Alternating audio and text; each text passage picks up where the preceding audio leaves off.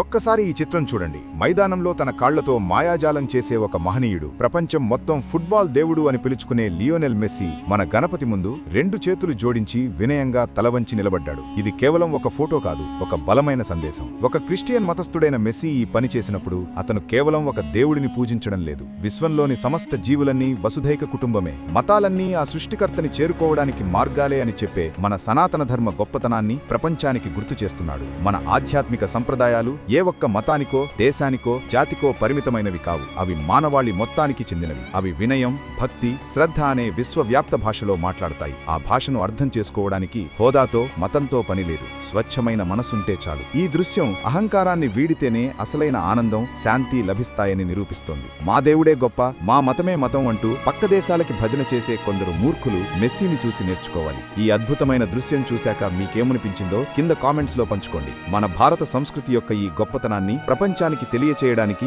ఈ వీడియోను అందరికీ షేర్ చేయండి. జై హింద్.